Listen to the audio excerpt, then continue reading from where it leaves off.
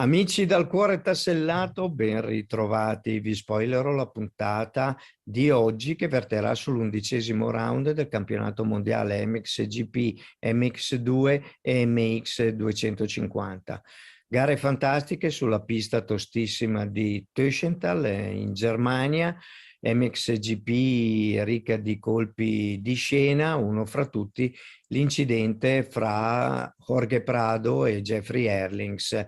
Per fortuna senza gravissime conseguenze, che però hanno portato Jorge Prado a saltare la seconda manche, punti importanti che se ne vanno. Tabella rossa che ritorna a Team Geyser, regalando un sorriso al Team Honda. Jeffrey Herlings secondo nel GP tedesco e un Romain Febvre che zitto zitto 4-4 e questa volta senza errori, è terzo in campionato e anche lui si può giocare il campionato del mondo. MX2 con Maxime Renault e Tom Vial che la fanno da padroni. Tom Vial che vince tutte e due le manche ma viene squalificato alla fine, non squalificato ma penalizzato di alcune posizioni per un salto con bandiera gialla, per cui portano Maxime Renault a vincere il GP tedesco. E MX250 cosa dire? Grandissimo il team Maddi con un Nicolas Lapucci che si conferma in testa al campionato, tabella rossa e dita incrociate per il finale appunto di questo fantastico campionato MX250. Vi lascio le immagini, ci saranno gli highlights e 26 minuti di immagini spettacolari da Töschental. Vi auguro solamente buona visione.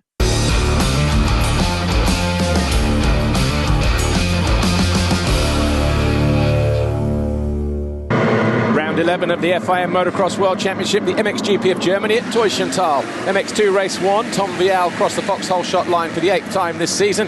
He was closely followed by his teammate René Hofer, championship leader Maxime Renault, Jed Beaton and Simon Langenfelder. Thibaut Beneston also trying to make a move around the outside, and as he did, Hofer took over the lead.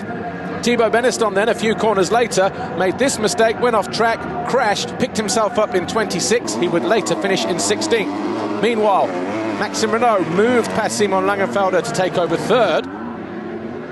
And later on in the race, on lap 12 of 18, Tom Vial made this move on his teammate René Hofer to take over the lead. Closing stages of the race, Jargo Geerts made a mistake. That allowed Jed Beaton into fourth. Geerts would finish in fifth. It was a 7th race win for Vial, Hofer second, Renault third.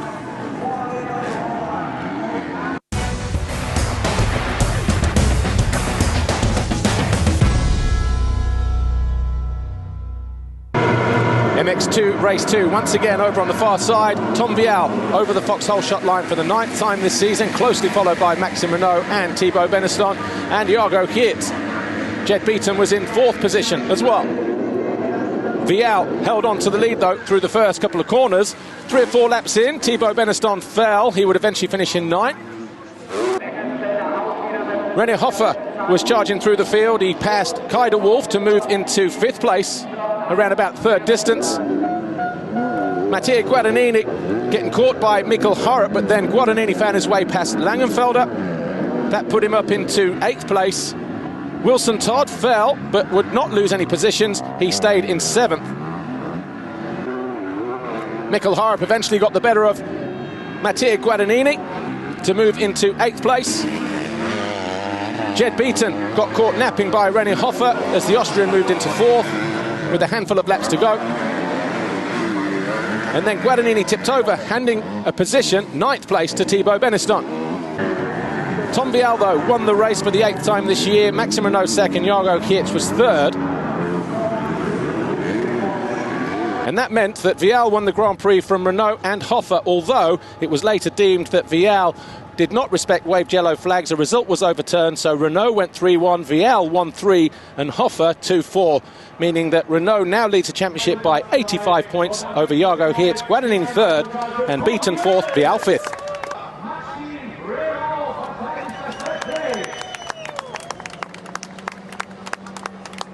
Yeah, I had another good start and was tight the first corner with Maxime, but I could lead all the race. Was nice. I had a good rhythm with the track, really good feeling. So I want to thank all the team for the amazing work, and yeah, see you in France next weekend.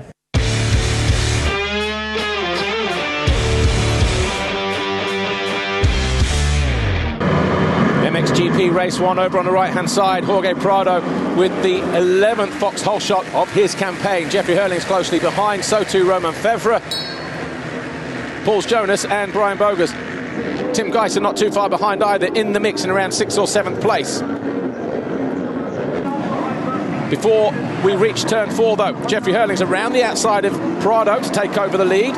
This move was replicated 2 laps later as Prado got the better of Hurling's to take over the lead on lap 3.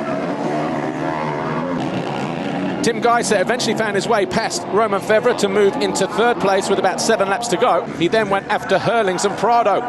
Prado did not want to give up the lead easily. He almost crashed on the face of this jump here, trying to keep Hurling's at bay, but the two had a dramatic finish. Prado came across Hurling's, who won the race, but they both crashed out spectacularly.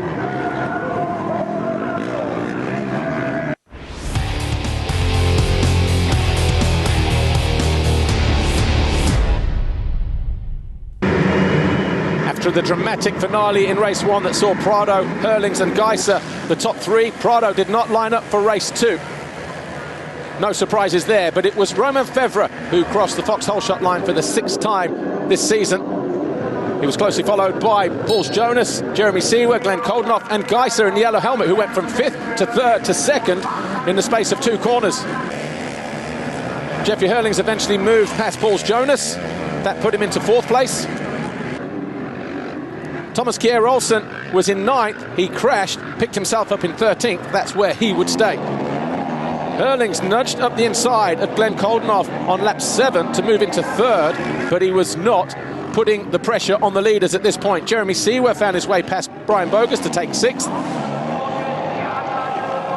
And then Geiser, once again, same move as race 1, repeated the move that took him into the lead, this time in race 2 on Romain Febvre. A rider fell, Koldenoff couldn't do anything about it. Pauls Jonas went around the outside into 4th place, and on the last lap, Seewer found his way past his teammate to take 5th. It was a 6th race win of the season for Tim Geiser, who won the Grand Prix with a 3rd and a 1st, his 33rd career victory. Hurling's was 2nd with a 2nd and a 3rd overall. Febvre 3rd with a 4th and a 2nd. That means Tim Geiser goes back to the championship lead after just 1 round. Hurling's now 2 points behind Febvre, 6 behind him. Prado and Cairoli round out the top 5. But a good job for Tim Geiser, bouncing back from Sardinia.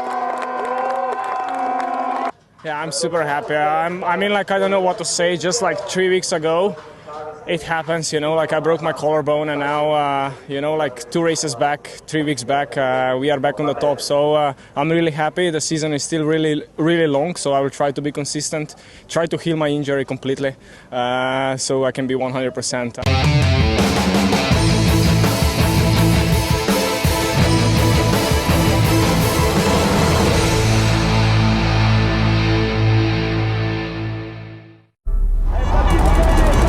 Last week in Mantova.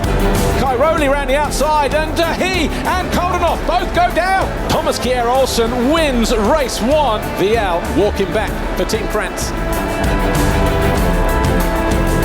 Jeffrey Hurlings picks up 1 point for the Netherlands with a win in race 2. Dalapino! He has to make this pass if they are going to get docked 10 places, if that is the penalty, let's say. I see from mechanic that something was wrong. They say to me, or you pass 3 positions with a win. Italy are going to be crowned world champions.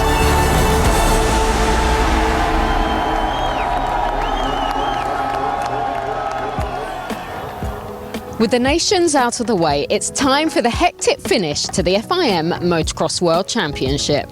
We're here in Teufelstal for the first of 8 GPs in the space of 6 weeks that will decide this year's champions.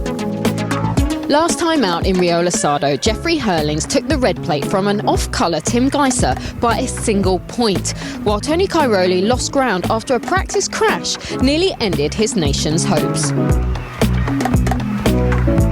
Meanwhile, Tom Vial dominated the field in MX2, but it's Maxime Renault that holds a commanding lead in the standings. The championship run-in promises to be fast and furious, starting with the MXGP of Germany. The Talkessel circuit in Teufelstal is nestled in the fields of Saxony-Anhalt, just a 40-minute drive from the conurbation of Leipzig-Halle in the former East Germany. A mix of modern gems and classic architecture.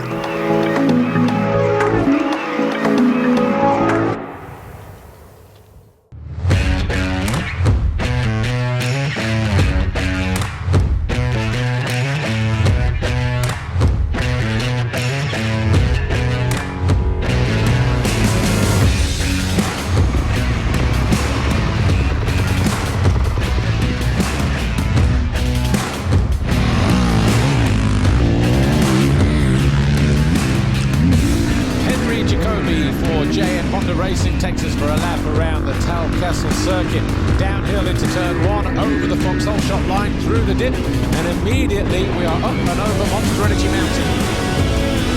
A short straight then into turn 2. You can see the lines here from Saturday's racing, how the track should cut up for the races on Sunday. Lots of fronts, comes downhill, lots of different lines as well. Turn 3, short, sharp burst, uphill, over the crest, across the start straight in the opposite direction, over this crest here. And again, look at the amount of lines the riders will be dealing with as they hit what will be the penultimate turn on the racetrack. Down past pit lane, into the final corner, over a small crest. This is the run down towards the Monster Energy finish line jump just here.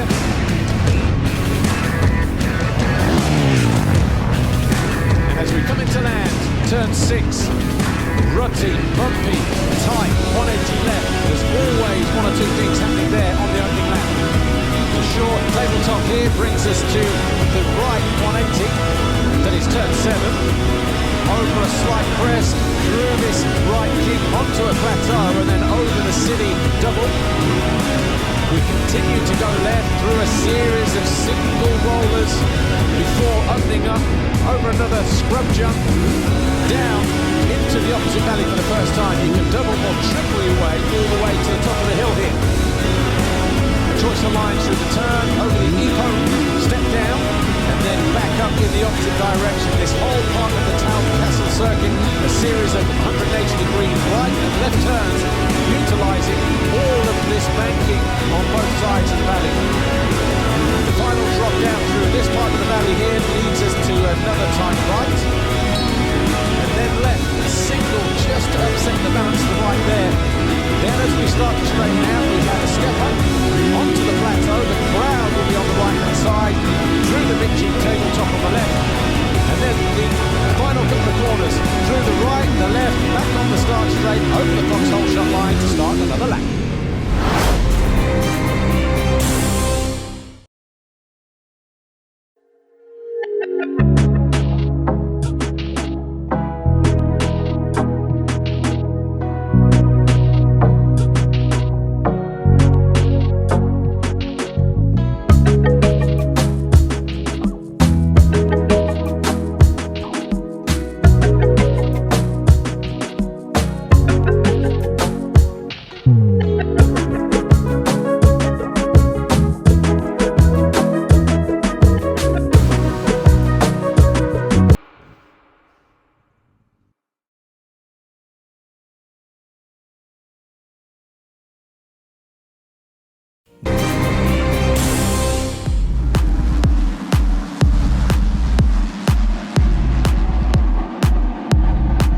Last year was pretty bad middle of the season. Unfortunately, both of the riders got injured.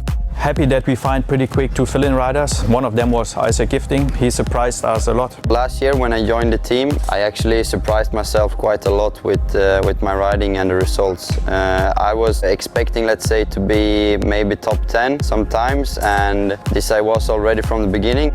Lommel last year was my high point of the season. Everything was just clicking. I just went for it. I think I managed to get in one moto second.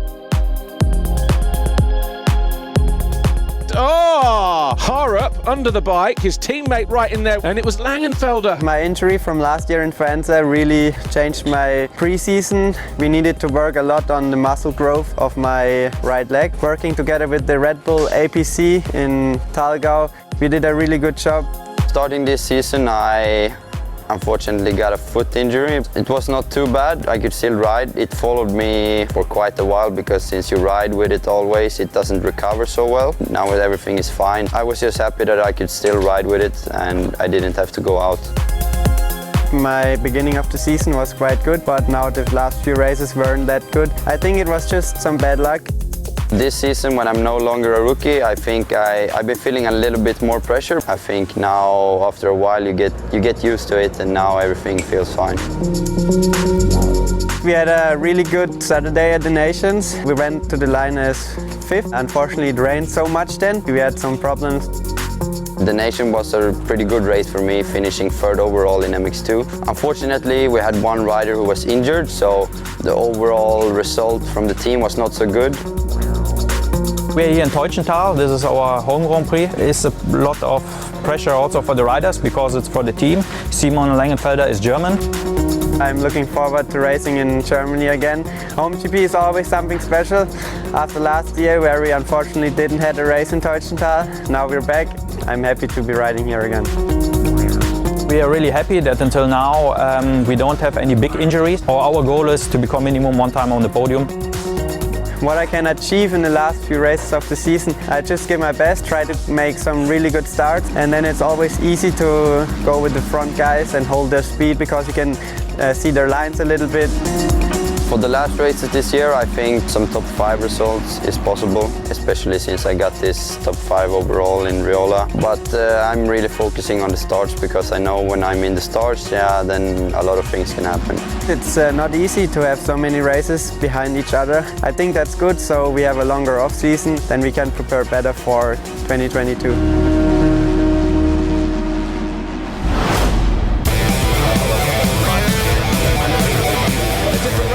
Today, for one, it's not raining, and so far.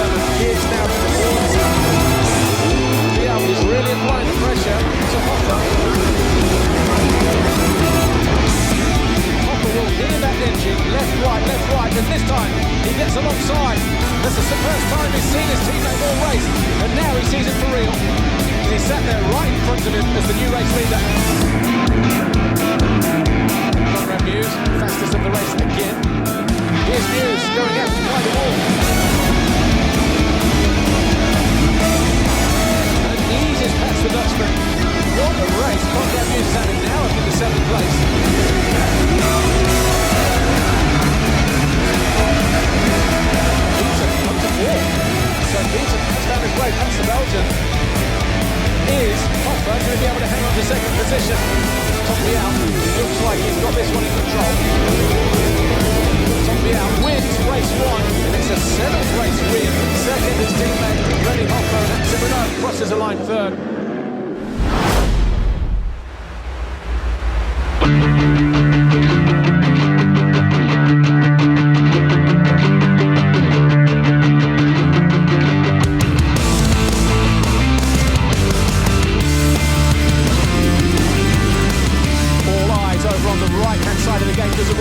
Down the start straight. It was Tom Vial last time, and he gets another good getaway there.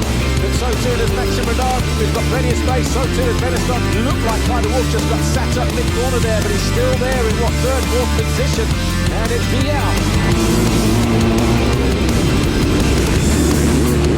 Tyler Wolf in fourth. Jago Geerts fifth. Hoffer sixth, but he was alongside, I think, one of the Gas and Jed Beaton. But it's Vial, Renault, Beneston, Geerts, De Wolf, Beaton.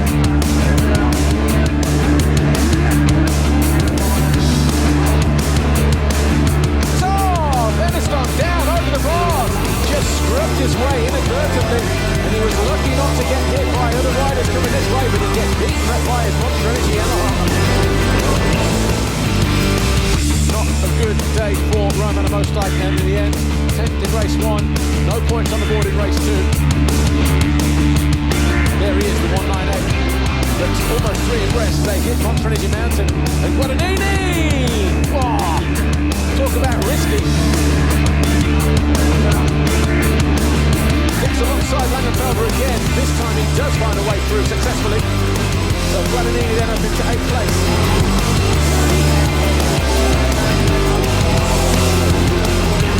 Around the outside of Guadagnini though. Goes a long way round. Manages to put his F180 Kawasaki right where it needs to be. And all of a sudden, Harrop up to 8th. Not sure if Jed Beaton realised Hopwood was that close, but he certainly caught him napping going into that turn 4 just before the entry to pit lane. Guarded down the inside. Comfortable pass in the end for Hopper.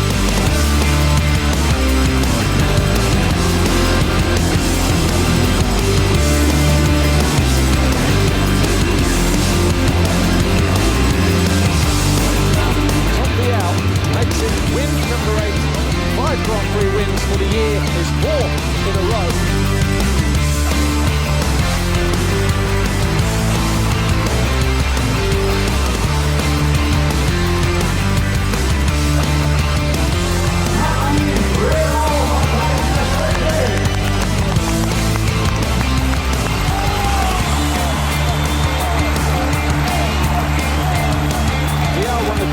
From Renault and Hoffer, although it was later deemed that Vial did not respect wave yellow flag. The result was overturned, so Renault went 3-1, Vial 1-3 and Hoffer 2-4. Renault now leads the championship by 85 points over Jago Geerts, winning in 3rd, Beaton 4th, Vial 5th.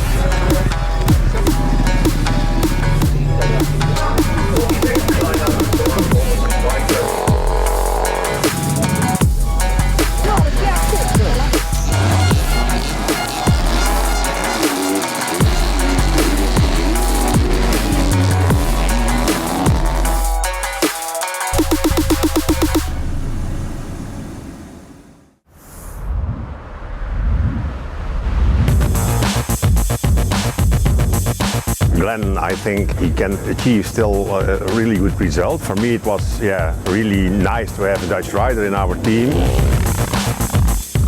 Actually it's a fresh start. I feel pretty good with everyone. In the end I managed to get Manuel because I knew him for quite some years, always next to me, so yeah, it's been good for me. To have Ben in our team was quite an easy move. At the end of the season he performed quite well, he won some GPs. The step up from MX2 to MXGP, I've had some ups, some downs. If you start in 15th, it's almost the same as starting in 5th. Of course, the level is another step, and especially the top guys, they're always just consistently so strong. Preparation went pretty good, I thought. I knew something was not the way I wanted it to go, but I still felt like I'm doing all right and I can be competitive, which, you know, didn't turn out this way. When they are struggling, we try to support, try to do your best as possible to have everything really well organized for the riders and try to support them as much as possible. First podium this year was great. I was in Majora. If you get a podium, it's always good for the confidence, and the team was also very happy. Being on the podium in Lockheed was really good. I went through some bad times, and also mentally it's really tough to overcome that. It showed me I still got it, and I just had to be patient. With the nations, I want only the best for my rider. I'm happy if the UK would win with Ben, or the Netherlands with Glenn. We came to the Nations with the goal to get the gold medal again. The win was the only thing we were looking for, and getting second was still kind of disappointing. I was just so stoked with the whole of Team GB, and then they came out and gave me the gold plate for the MXGP overall winner, and this was just like an amazing surprise actually. I saw the podium celebration and he was so surprised about winning the gold plate, you know, it was cool to see. For us as a family, it was like we would spend the weekend watching this huge motocross race. You don't really think about it too much now you're in the situation, but if you just take 5 minutes to look back and kind of realise it was really special. Now coming into here, my confidence is up and I've shown myself I know what I can do, and it's definitely given me, you know, a good feeling and got me even more excited for this weekend. First of all, my goal is to be back myself, to be back 100% healthy. I see myself back competitive, fighting really for podiums or even an overall. To manage this period now, I just need to listen to my body. That's the most important. We will get 8 GPs in the space of 6 weeks, which is quite intense, I would say. My goal is definitely to be more consistent and definitely get some more podiums. Until now, I only got 1, so it's about time to get some more.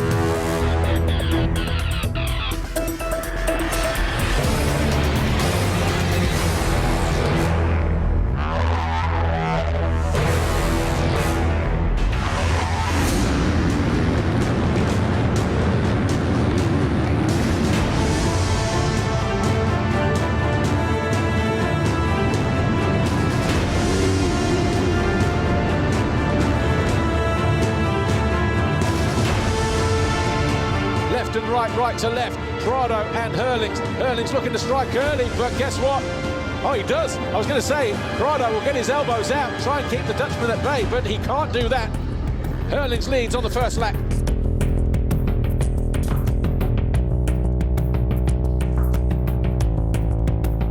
And Prado making the most of those mistakes. He's got the Dutchman on the outside and he's going to control the inside here, and he takes back the lead on lap 3.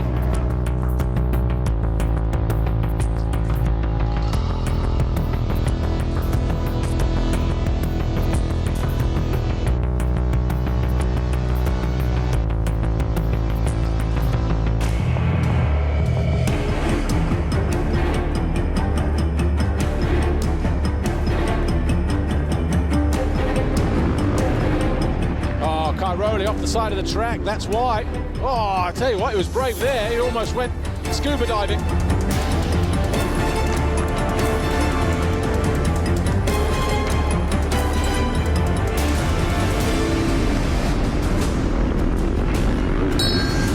Still pushing, and he does find a way around the outside.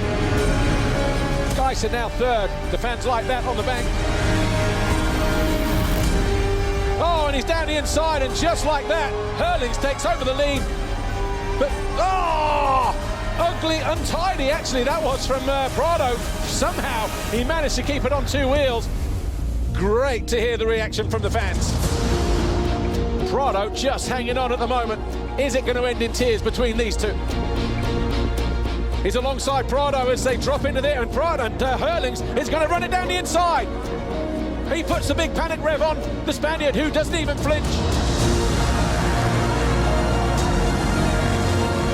And it's going to be a run to the line, and there is absolutely nothing in there. Oh! It ends in tears. Bikes and bodies in the track. Wow.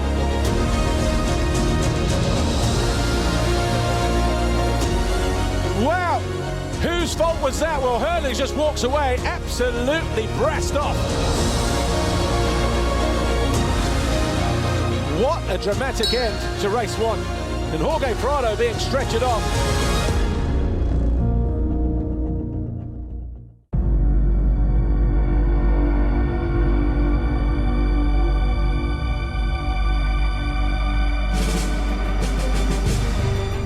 Here's how the riders line up. Jeffrey Herlings, not a problem. Davide De Carli said that Jorge Prado had some kind of laceration, some kind of cut somewhere, and just looking down the grid, doesn't look like he is going to line up for race two.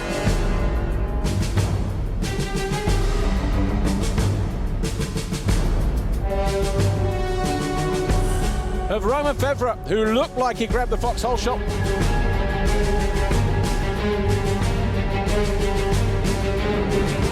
Geiser fifth to third, into second, just on the downhill alone.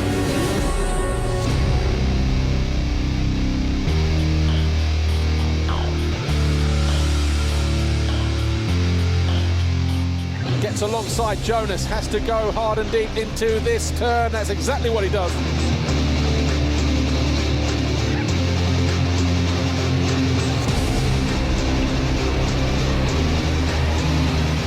Slightly different line around here, trying to force the issue, and he may just find his way up the inside, and he does.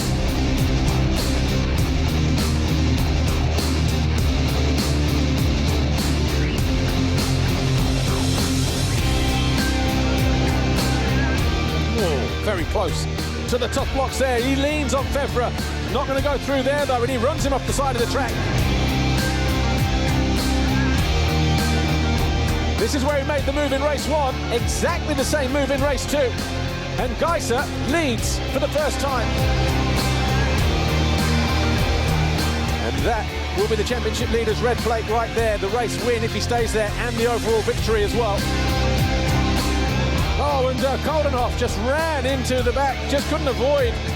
And that was an easy pass in the end for Paul Jonas. Tim Geiser will win race two. He will win the German Grand Prix. He will take over the championship leader's red plate as well as we head to France, round 12.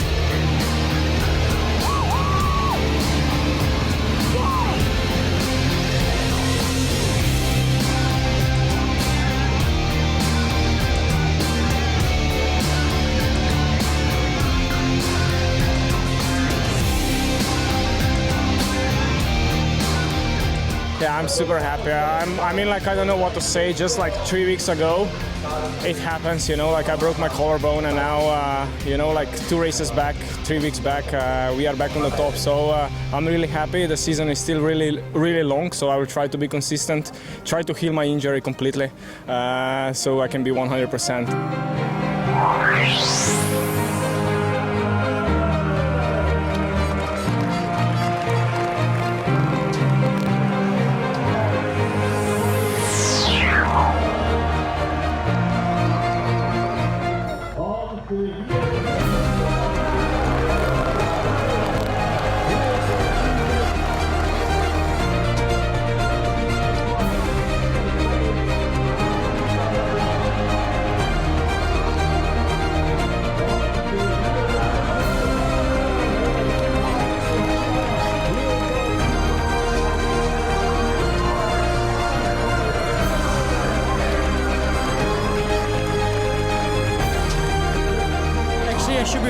lucky. I was still racing, you know. Just my knee got a big impact, and everything is fine with it, but just had a big trauma and a lot of liquid in there. So when I was riding now, I had so much pain when I kept moving, but I think after that impact, it's not too bad. So a 2 and a 3 average, especially that second motor was in pain, but hope to heal up throughout the week, and yeah, hope to be ready again for next week in the front.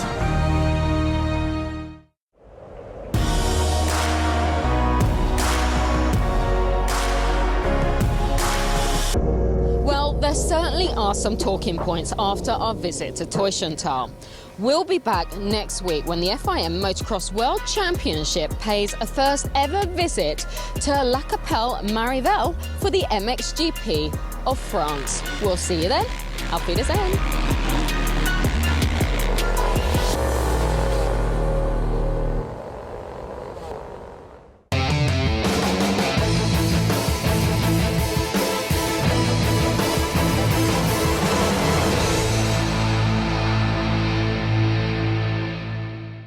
Abbiamo appena finito di vedere le immagini dell'11° round del campionato mondiale MXGP, MX2 e MX250 a Teufelstal. Adesso torniamo appena indietro con la macchina del tempo al trofeo delle nazioni vinto dal Team Italia con il grandissimo Antonio Cairoli, Mattia Guadagnini e Alessandro Lupino. 26 minuti di immagini veramente spettacolari, per un ringraziamento a questo team che tanto ci ha dato e tanto ci ha regalato. Buona visione.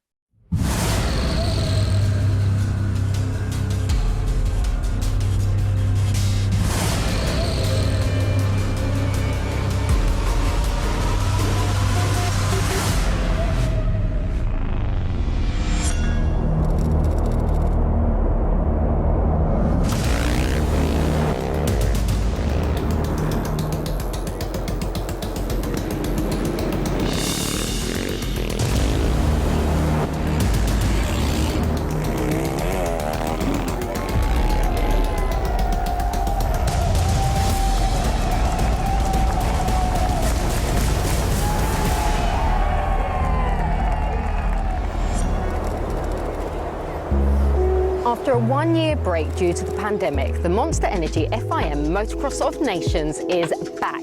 And for the first time, it's being held here in the city of Mantova, the historic capital of Lombardy in Italy.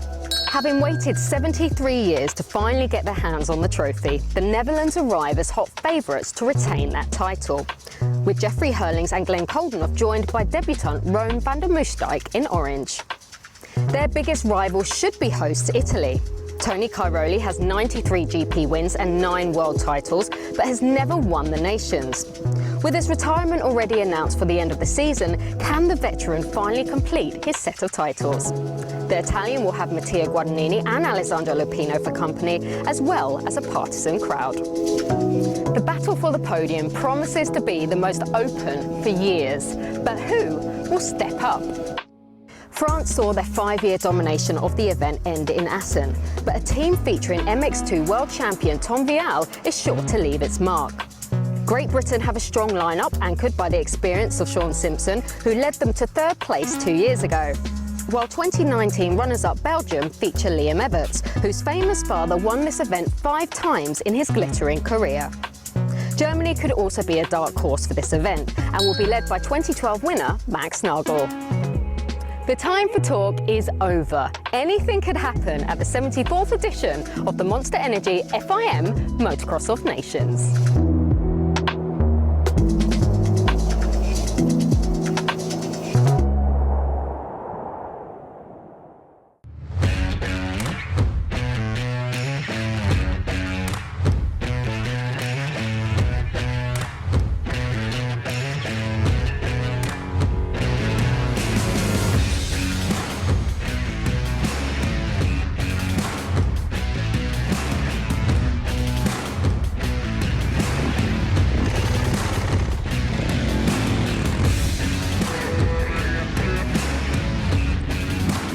board with Glenn Koldenhoff from the Netherlands, the defending champions. It's a short start straight here at Mantova, out of the first turn immediately over the Foxhole shot line and then down past pit lane. A very tight turn too as well. Then we hit the first jump, the crest now. It's not much of a jump, that iPhone jump. Go through turn 3, a small double, takes it into turn 4, a tight 180 left.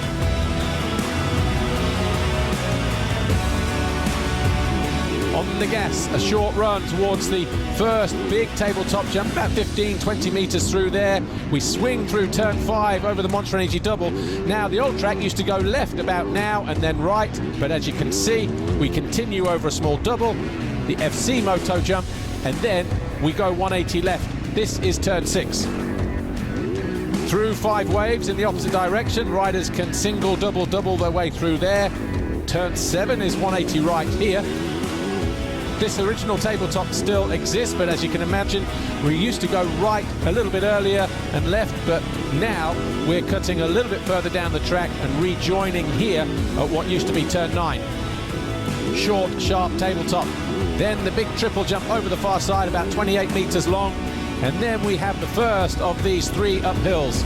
180 switchback turns through this next section. There'll be a lot of braking bumps through here. If we get the rain that's forecast for Sunday, those corners will get deep and rutty as well. Up into the hillside for the second time. Dropping back downhill once more into the final right-hand 180 on this side of the circuit. This hill now not as pronounced as it used to be. They've carved away the bank. Again, another change coming. This used to be a big, fast chicane through a series of waves, but we tighten up here. And then once again through this right. Then we have this city rhythm section. This is the run towards the finish line. You can double on either side. This is the final turn, the Monster Energy finish line here. And as we land, we're back onto the start straight to start another lap here at Mantova.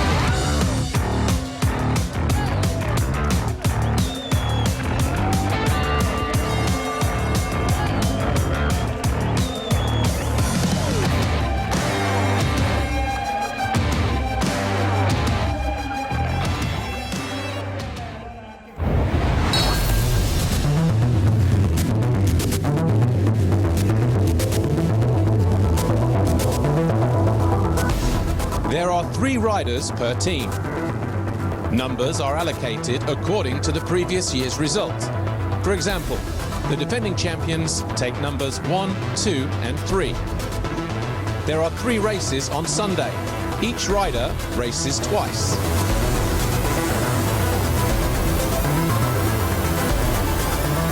Where you finish is what you score. First is 1 point.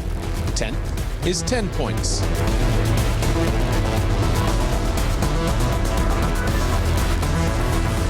The best 5 out of the 6 results count. The worst results get dropped. The lowest team total wins.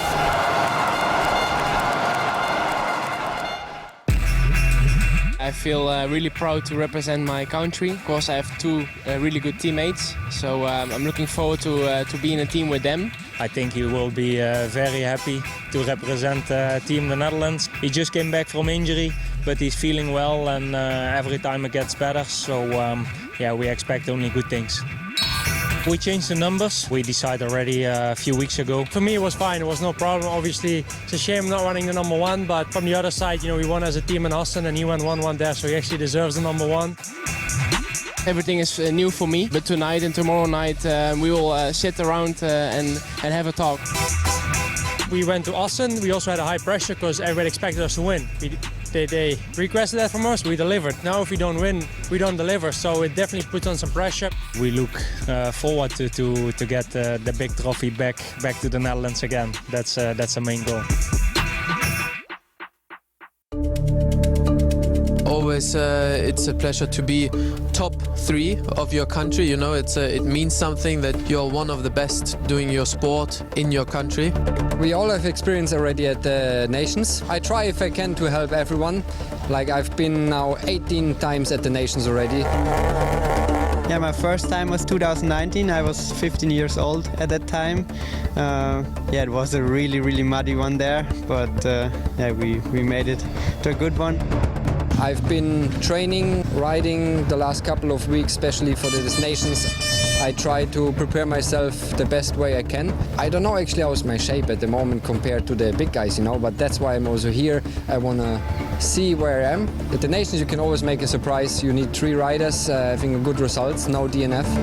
I think realistically we could be into the top 5. I think with everyone doing really good, we can maybe manage a podium.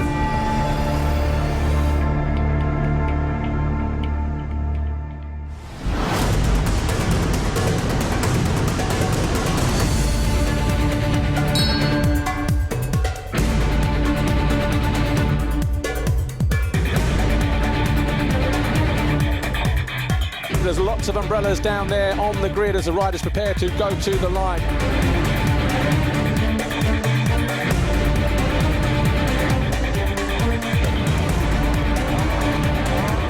We are getting ready to go. MX on 74, it bursts into life here in Mantova. It's going to be a very interesting first turn. And Cairoli around the outside, and he and Koldenhoff both go down. Already drama here, going into the first corner in Mantova. They got there first, but if you can't turn and the mud is slippery, yeah, bad things happen.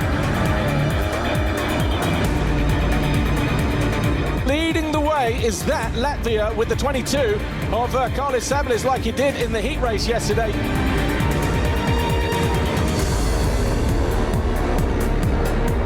Tom Vial just finding his way past. Vial just losing the front end possibly, yeah, coming out of the turn maybe. So he will probably pick himself up in around 4th or 5th place.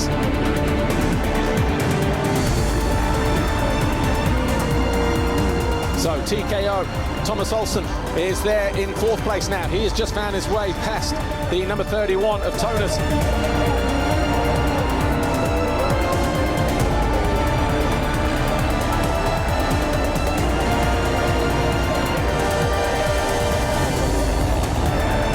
Olsen looks to go around the outside of Boutron, and he'll take second away from the Spaniard.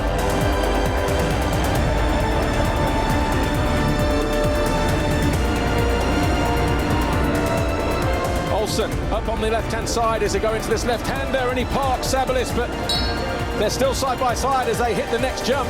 Sabalis trying to close the door, but it's Olsen who goes through and takes over the lead on lap 5.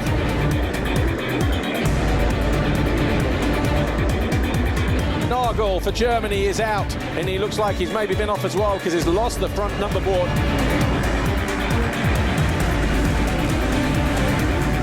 Vial down the inside of Carlis Sabalis. This is going to be for second position, the Frenchman on the MX2 bike. Cairoli, goggle lane being used. Well, that's not going to help his lap time, obviously, but if you can't see, it's really hard to continue, so... But it's easier to see whether you've got clean goggles on than trying to avoid the roost in the eyes. Watson has found his way past Sabalis and is now up into 3rd. Great ride from B-Dub.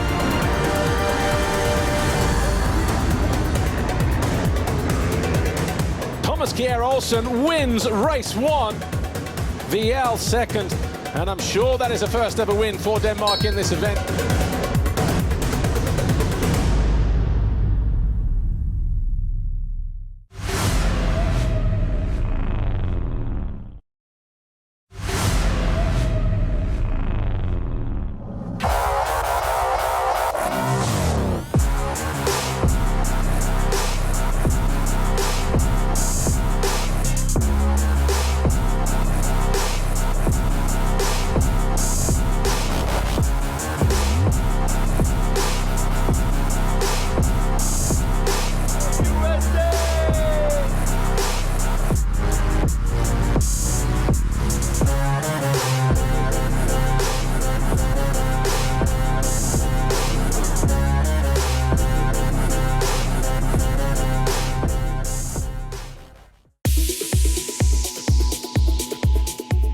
To be chosen to represent Great Britain and be here at the 2021 Motocross of Nations is a privilege. This is my first Motocross of Nations. I'm looking forward to it. I'm looking forward to having a great weekend and representing my country and just being around the paddock now and like everyone with different numbers and like team clothing and different gear and things like that. It's a real cool atmosphere. Me, Sean and Conrad get along really well. Sean's the older experienced guy of the three. With this being his 8th Motocross of Nations, he has a lot of experience and knowledge around this event. He's always open to helping us, and with the three of us having a great relationship, communication over the next 2 days will be good. We will definitely help each other out, where we can. I think with Britain being so successful in the last 3 nations, being on the podium each time, it's something that, people are expecting now. I think it's time to look a little bit further, try and, reach for the win if possible. It's a team event, so anything can happen. Believe that it could be possible, and, if it did happen, then it would be fantastic. To be here representing my nation, it's the first time for me also, so it's pretty exciting. It's the first time for me for the Team France. I'm really excited to ride also for 50, and yeah, for sure it's a good opportunity to ride with the Team France, and I'm really happy about that. For 50 I like a lot. I never do race, and I start already on the nation for do my first race in 450. It's good to have this opportunity, and I will give my best to ride like I know. With Gauthier, he helped me a lot when I was with him, so I can give some tips to Tom and Mathis to just ride like he know and do the race good. The race is like a team race, so it's not like a normal GP. We work together with all the 3 riders. Benoit already won, so it's pretty nice to have somebody in the team who won. For sure he had some good advice before the race, and we're gonna follow him a little bit. He know what to do to win.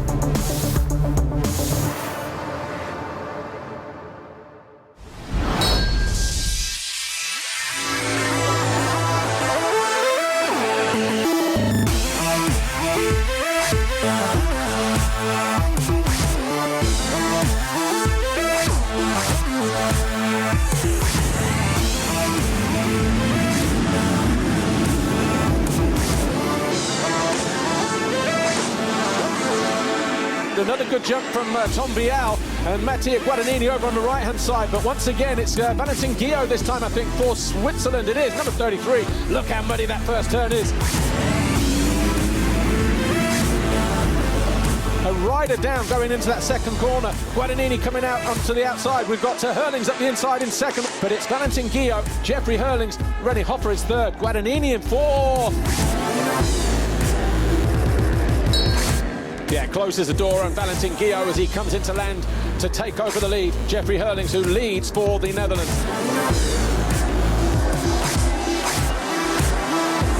Mistake from Guillot. He goes wide. That allows Hoffer to take a move into second position.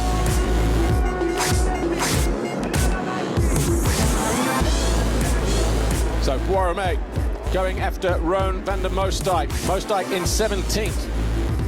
At the moment on the Kawasaki, and he collides with the bank. That's going to be an easy pass for the Frenchman. Vial has a problem. Not very often you see one of those machines parked to the side of the track, and a disconsolate Vial walking back for Team France.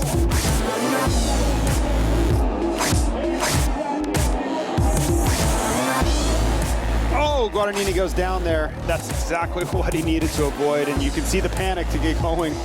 Lupino probably screaming at him, let's go. So Guadagnini picking himself up in 7th place, falling from 3rd. Borromei going missing for French. Back end flapping on that Kawasaki of Mathis Borromei. It was him, and he's got an overheating machine there as well. So having all kinds of problems. This race is turning out to be a disaster for Team France. Big mistake for Lupino, goes down. Lupino looked like he just overjumped the double, ran too far wide, and then maybe just ran into some deep stuff there. Borromei getting lapped there by Jeffrey Hurlings with 1.5 minutes to go in this second race. Jeffrey Hurlings picks up 1 point for the Netherlands with a win here in race 2.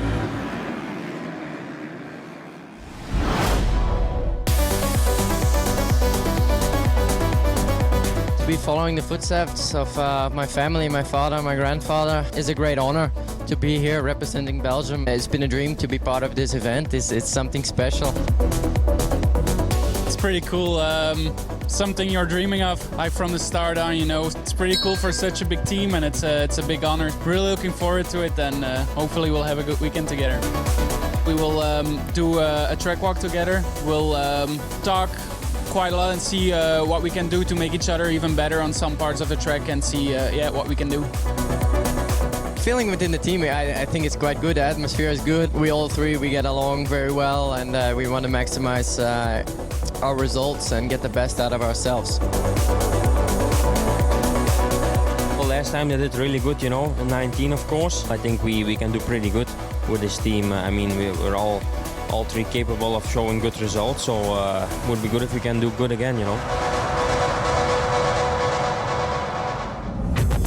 It's nice for me for my first time at the nation. It's always been a dream for me. I always dream about to be in the team, and now it's finally my time. To ride the Motocross Nation in Italy will be something that give extra to us, to the rider. It's something that we need for sure on Sunday. It's always nice to have fans on the track, and it's an extra motivation, I think, for the rider. I really enjoy when a lot of people is there, and it's nice that they are back. I hope it's not my last. Maybe I can still enjoy the group, even if I'm not riding professionally. Representing the country is always a great honor for me, so we never had the chance to make it to the top step. The podium, it's more than possible, but our goal is to make it to the top step, which is very difficult with some countries really strong, but we will see.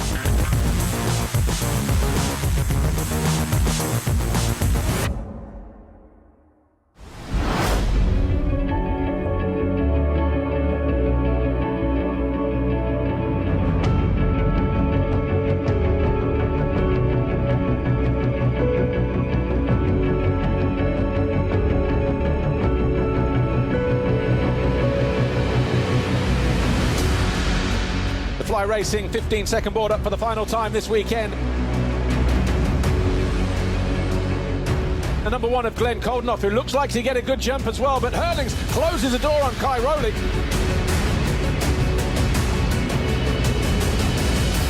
Koldenoff with a good jump coming out of the first turn. Cole Olsen, I think, is down. He is.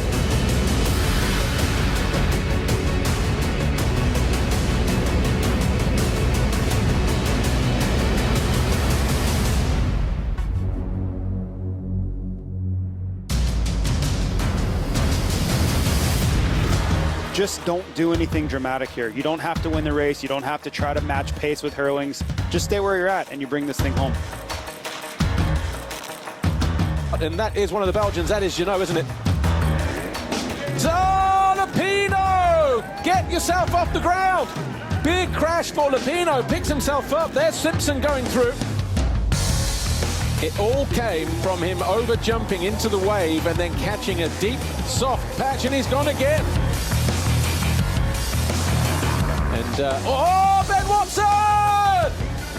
Off the side of the bike, just grabbed his foot pegs. I was about to say they're tied on points, the Netherlands and Great Britain. But with that crash, Ben Watson losing points and positions here. So Lupino, off the side of the track there, and then comes all the way down the second straight, and then re-emerges here, look. Wow, yeah. He has to make this pass if they are going to get docked 10 places, if that is the penalty, let's say. Is it going to be back-to-back victories for the Netherlands? Lupino has found his way past Carlos Sabalis. That's why there was joy down there in pit lane in Italy.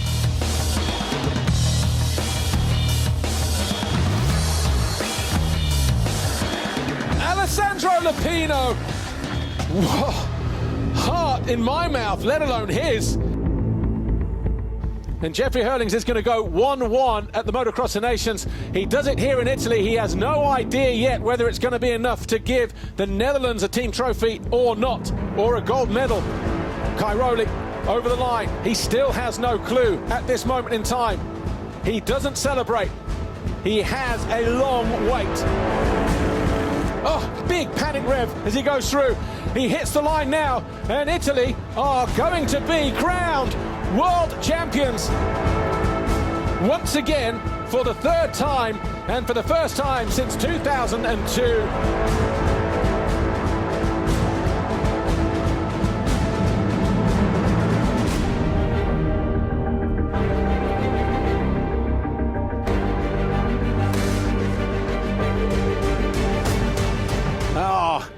Congratulations, Tony Cairoli, Mattia Guadagnini and Alessandro Lupino.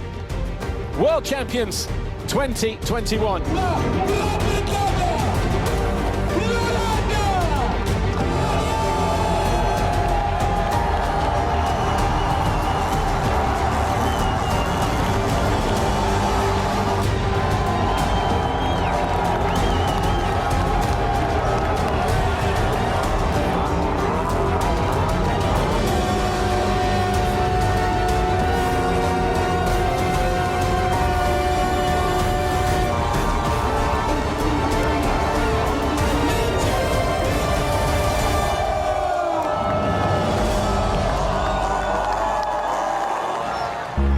After the most dramatic finish to the Monster Energy FIM Motocross of Nations since the last time we were in Italy, Tony Cairoli has finally got his hands on the Peter Chamberlain Trophy.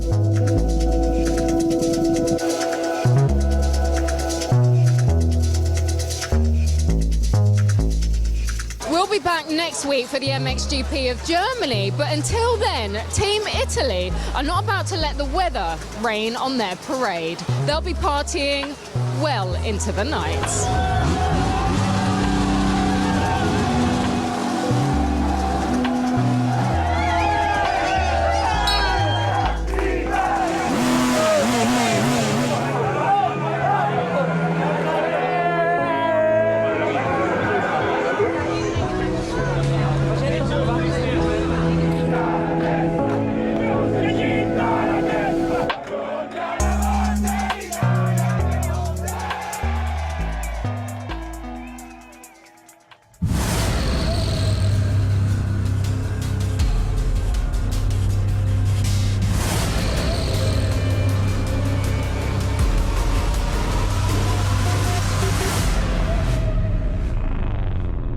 E siamo arrivati alla fine di questa puntata che spero vi abbia regalato grandissime emozioni. Vi ricordo che le puntate andate in onda televisivamente vengono caricate dopo 48 ore sul nostro canale YouTube Motocross My Passion TV e sulla nostra pagina web www.motocrossmypassion.it.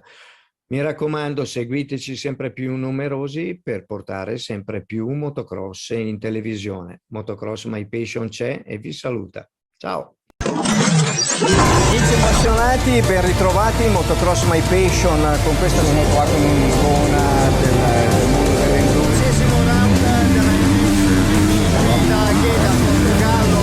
La tabella rossa di Antonio Cairoli. Inizio di stagione in attesa della seconda manche dell'MXGP 2017, vince il quinto titolo mondiale, contraddistingue il 2-2-2 Antonio Cairoli. Benvenuto su Motocross My Passion. A ninth title for Cairoli, who came home in second. Max Amsty came home. E vi ricordo, Motocross My Passion c'è